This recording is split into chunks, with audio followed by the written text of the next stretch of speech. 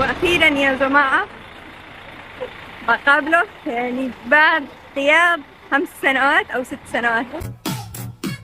سلام، كيف حالكم؟ ان شاء الله ان انتم تكونوا بألف خير وصحة وعافية يا رب، وانتم جالسين تشوفوا قناتي هبة سكاي. اذا انتم مش مشتركين لحد الان في القناة منتظرين ايش؟ اشتركوا في القناة ويلا خلونا نبدأ هذا الفيديو. طبعا هذا الفيديو زي ما قرأتوا بالعنوان الناس اللي متابعيني من زمان عارفين انه انا لي من اهلي اخواتي يعني 5 سنوات او يمكن اكثر، تقريبا 5 او اكثر. 5 سنوات ما شفتهم نهائيا نهائيا نهائيا، ما في اي لقاء مطلقا. يعني ابن اختي كبر، اختي الثانية تزوجت وخلفت وجابت طفلة ولا حد الان ما شفتها نهائيا. فاليوم يا جماعة الفيديو مميز جدا جدا جدا. لماذا؟ لأنه بشوف أختي وابنها، وإن شاء الله عقبال أختي الثانية وبنتها يا رب. فاليوم بنستقبل أختي وابنها زي ما قلت لكم. ابنها طبعا كان زمان متعلق فينا جدا، ولكن الآن ما أدري كيف بتكون ردة فعله لما يشوفنا، ما أدري. بس زمان أذكر كان يجلس بالأسبوع والأسبوعين والثلاثة عندنا في البيت وما يرجع بيته عند أمه وأبوه إلا بعد إقناعات وبالغصب. فكان هو متعلق فينا. بس الآن بعد غياب 5 سنوات ما ندري. خلونا الآن نبدأ هذا الفيديو ونشوف. الآن بنروح طبعا لمطار القاهرة ونستقبلهم، ننتظرهم، وبعد ما نخلص نستقبلهم بنخرجهم يشوفوا القاهرة، بنخرجهم كذا رحلة جميلة لطيفة، وأوريكم كمان انطباعهم على القاهرة. طبعا بالنسبة لأختي هي كانت عايشة هنا، وأساسا هي خريجة الثانوية العامة من مدرسة السنية. طبعا كل المصريين يعرفوها لأني من أعرق وأقدم المدارس في القاهرة، فهي كانت الثانوية تبعها من مدرسة السنية هذه، فهي تعرف القاهرة أكثر، يعني تعرفها كويس. بس ابنها أول مرة يجي القاهرة، فبوريكم برضو انطباعهم عن القاهرة. تابعونا.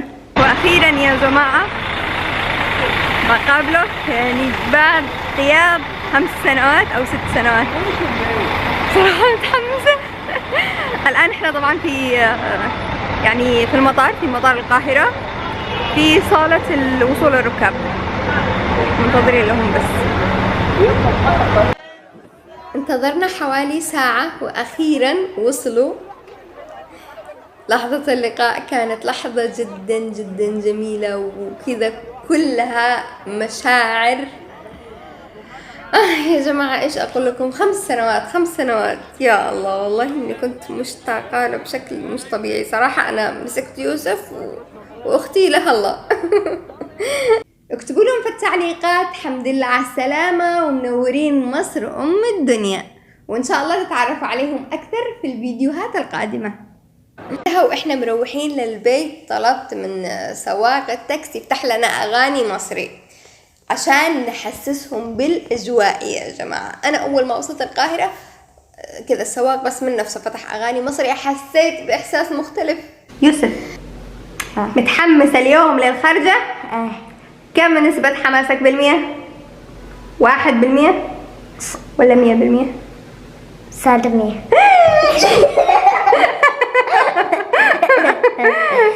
يي كم سالب 100. وانت اول كنت تقول فارح، انا فارح بالخرجة. انت سالب 1,000,000 انا سالب 100. خلاص اجلس بالبيت واحنا نخرج وحدنا. انت سالب 1,000,000. انت سالب 1,000,000 اكثر مني. انت انا متحمسة. الحماس اليوم اول يوم بتشوف فيها القاهرة، اصلا اول يوم بتشوف فيها القاهرة. ايش اول يوم؟ قد شفت القاهرة 100,000,000 مرة. لا متى شفتها؟ مرة خرجنا جنب البيت تتصرف مع امي، ولما واحنا مروحين من المطار بس اول مرة تخرج خارجة. يا يوسف ايش رأيك اليوم بالمشوار؟ في النيل. نروح النيل. ايش رأيك في وسط البلد؟ حالي صح؟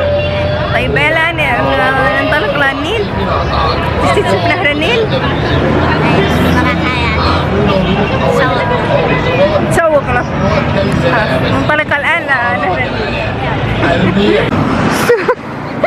يوسف، شوف ايش رايك بنهر النيل؟ صراحة حلو. طبعا يا جماعة وصلنا نهر النيل وفي صيانة، فالمكان الكافيهات كله مغلق زي ما تشوفوا كله مغلق. ويوسف جالس يتفرج من هنا.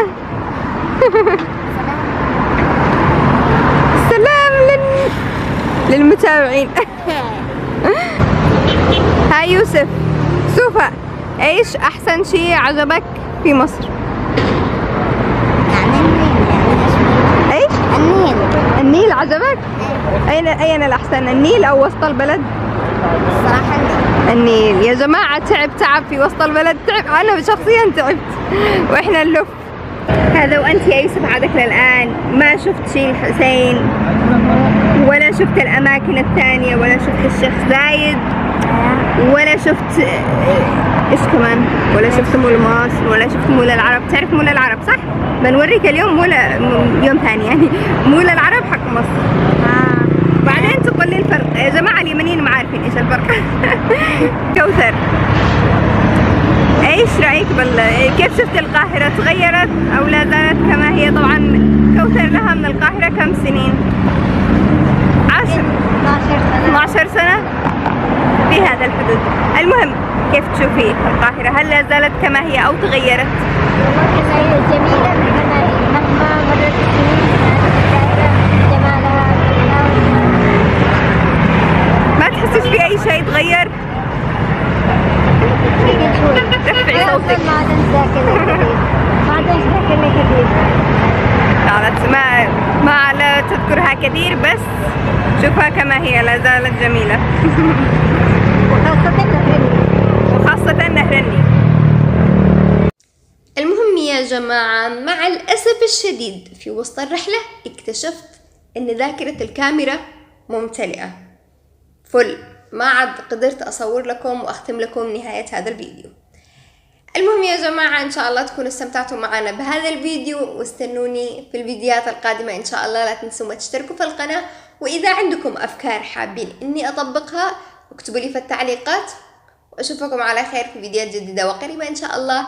في أمان الله، باي.